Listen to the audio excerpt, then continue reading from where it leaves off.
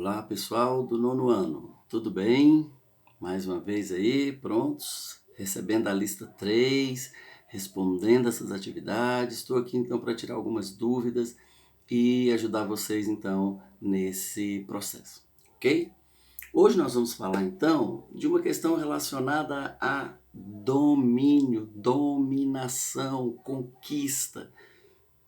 Então, como nós estamos vendo um pouco do processo histórico do desenvolvimento de sociedades e também relacionado aos sistemas econômicos, como o capitalismo, então é impossível a gente querer entender hoje como o mundo está vivendo hoje sem voltar um pouquinho lá atrás, século XVIII, século XIX, para entender como esses grandes impérios, essas grandes nações, né? Aqui nós temos a França, a Inglaterra, a Alemanha, a Itália, né, a Espanha, como eles estavam dominando o mundo antigo, lá no século, perdão, do século XVIII, século XIX, né, o mundo moderno, como eles estavam dominando e como eles administravam. Aqui nós temos a imagem aí do continente africano aí e dessas pessoas ao redor dessa mesa jantando, né, os países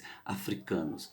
Por quê? Porque cada um queria uma fatia, cada um queria uma parte. Então o colonialismo, o neocolonialismo, o imperialismo foi nada mais nada menos do que uma divisão entre essas grandes nações aí europeias dos países pobres que eles estavam ao mesmo tempo conquistando, colonizando e explorando. Então é isso que a gente vê quando a gente começa a estudar o colonialismo e o neocolonialismo.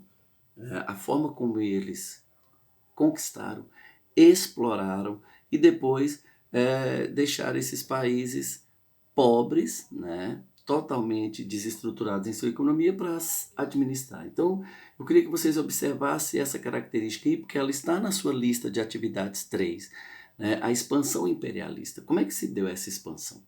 Ela se deu, né, e consistia na busca principalmente de mercados, consumidores com mercados, dos produtos que eles já estavam desenvolvendo, porque esses países já estavam entrando na Revolução Industrial, já tinham uma indústria, né, ativa e precisavam de novos mercados. Então, o período do colonialismo, eles foram lá e exploraram, tiraram as riquezas e levaram para a Europa.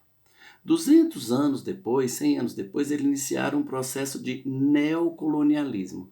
Então, o neocolonialismo nada mais é do que dar independência para esses países, eles se tornam nações livres, mas ao mesmo tempo, para acompanhar o crescimento do mundo a partir dessas revoluções industriais, eles precisam ou comprar tecnologia desses países ricos, ou eles precisam permitir que as indústrias desses países cheguem para eles, ou numa pior hipótese, né,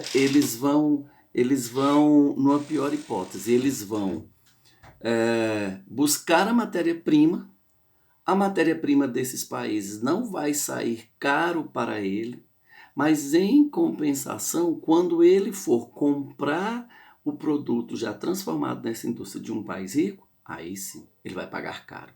Então é uma situação, às vezes, até controvérsia para a gente, mas a expansão imperialista é quando esses países europeus começam a forçar as nações pobres a comprar os seus produtos para fazer a economia desses mercados circularem e continuarem crescendo. Então, através do imperialismo e do neocolonialismo, essas elites econômicas europeias construíram um modelo de cultura que foi imitado no mundo inteiro. Então todo mundo falou assim, olha, eu vou libertar os meus países, que são minhas colônias, para eles começarem a comprar de mim os produtos que a minha indústria está produzindo. Continuaram dependentes do mesmo jeito.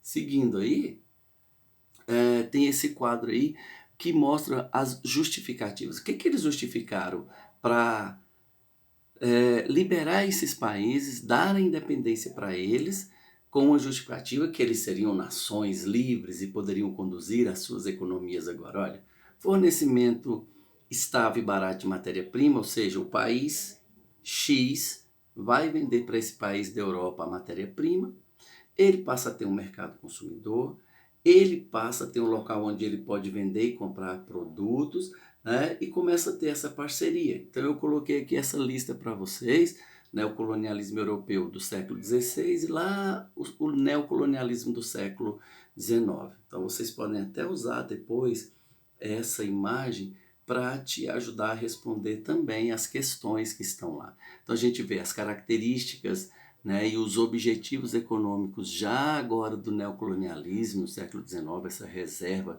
de mercado, então já tem um mercado industrial ativo, e a justificativa deles era civilizadora, né, que era espalhar o progresso, ou seja, não, vocês agora vão comprar indústrias e vocês vão se tornar países industrializados. E a gente sabe que não é dessa forma que aconteceu. Então, as justificativas foi quase que para maquiar a exploração que ia continuar acontecendo, ok? Então, voltem lá nas questões, revejam essa videodicas aqui para vocês e que elas vão te ajudar a responder as questões e a gente continua falando disso numa outra oportunidade, ok? Abraço, tudo de bom para vocês.